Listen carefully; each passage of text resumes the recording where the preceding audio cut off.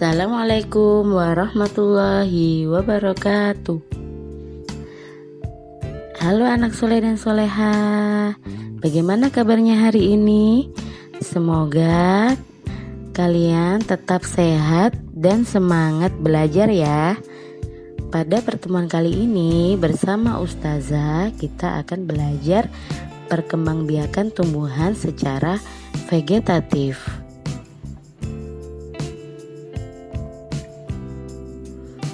Perkembangbiakan tumbuhan secara vegetatif dibagi menjadi dua, yaitu pertama vegetatif alami dan yang kedua vegetatif buatan.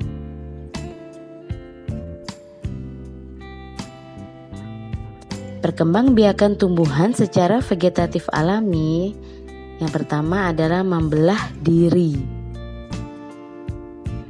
Cara perkembangbiakan tumbuhan bersel satu adalah dengan membelah dirinya sendiri. Sel anak akan memisahkan dirinya secara langsung dan sudah dapat menghasilkan keturunan atau sudah memiliki anak baru. Contohnya seperti tanaman ganggang hijau. Yang kedua adalah spora.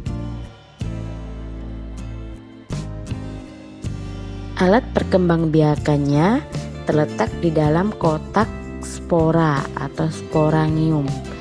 Jika sporangium pecah, spora keluar dan jatuh ke tanah yang cocok sehingga bisa tumbuh menghasilkan keturunan yang baru.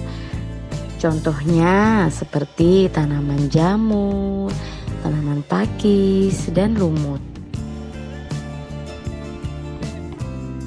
Yang ketiga adalah dengan tunas. Tumbuhan dikatakan berkembang biak dengan tunas apabila tunas dari tumbuhan induk tumbuh menjadi tanaman baru. Contohnya seperti tumbuhan pisang, tebu, tunas bambu, dan pohon palem. Yang ketiga adalah dengan cara geragih. Dikatakan geragih jika batang beruas yang tumbuh menjalar di atas atau di bawah permukaan tanah. Batang tanaman tersebut bila menyentuh tanah akan tumbuh akar dan tunas baru sehingga menjadi tanaman baru. Batang tersebut menyentuh tanah dengan sendirinya. Contohnya seperti rumput teki, tumbuhan semanggi. Yang keempat adalah akar tinggal atau akar rimpang. Dikatakan akar tinggal ketika batang menjalar ke dalam tanah di setiap ruas akan tumbuh kuncup lalu menjadi tanaman baru. Contohnya seperti tanaman jahe, kunyit, alang-alang, dan lain-lain. Yang kelima yaitu umbi akar. Akar berubah fungsi untuk menyimpan cadangan makanan. Jika ditanam, umbi akar akan tumbuh tunas baru dan bagian yang merupakan sisa batang tersebut.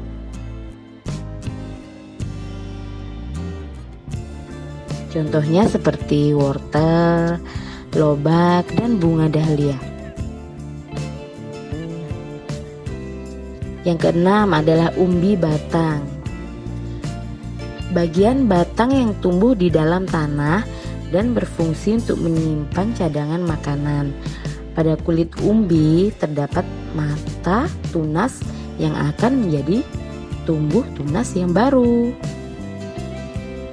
Contohnya seperti kentang, talas, bengkuang, dan ketela rambat.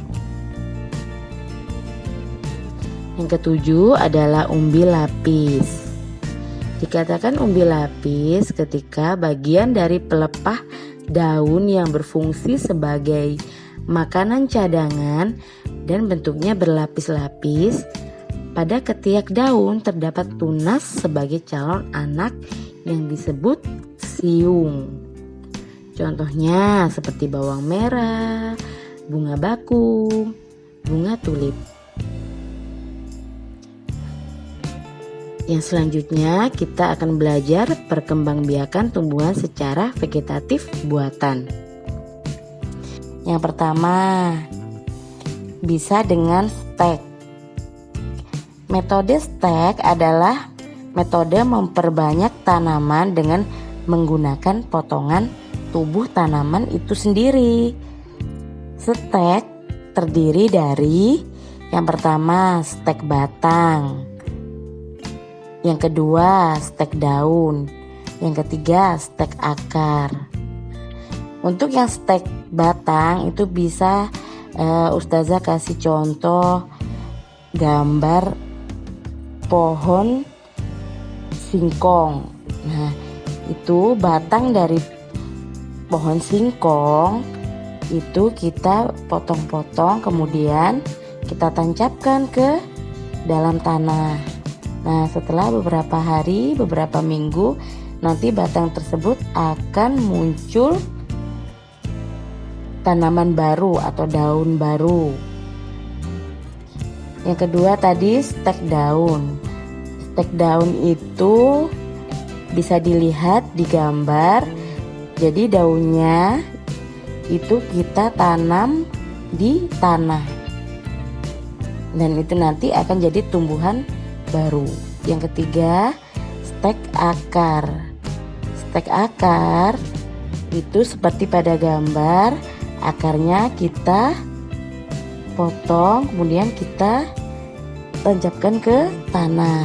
Nah, akar tersebut nanti akan tumbuh menjadi tumbuhan baru. Yang kedua adalah dengan merunduk.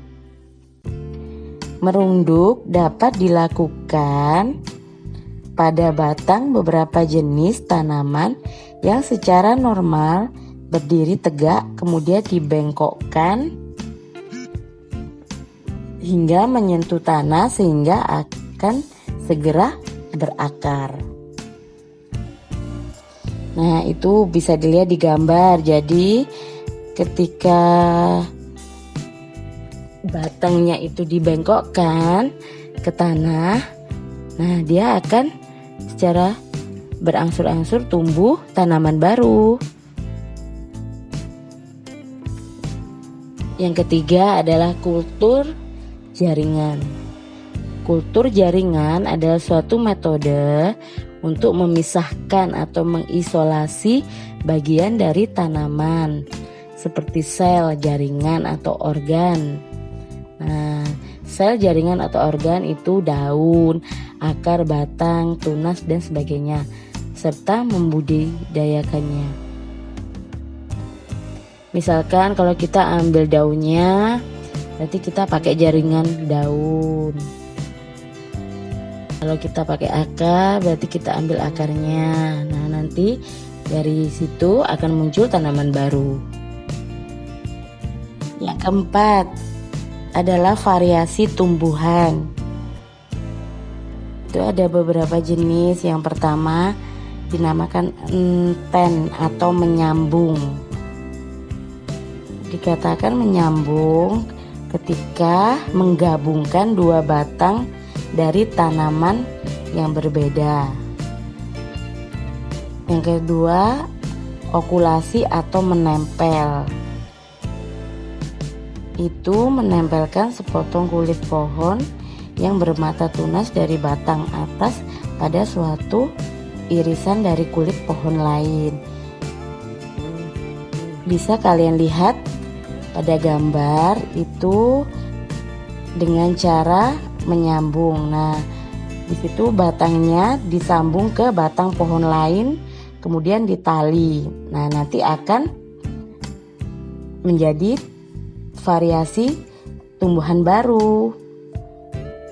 Nah, yang kedua itu pada gambar kedua itu Ustazah kasih contoh yang menempel. Jadi kulit pohon yang ada tunasnya itu kita potong, kemudian kita tempel di pohon lain. kemudian diikat. Nah, nanti setelah diikat, ikatannya dilepas akan menjadi tanaman baru, muncul tanaman baru.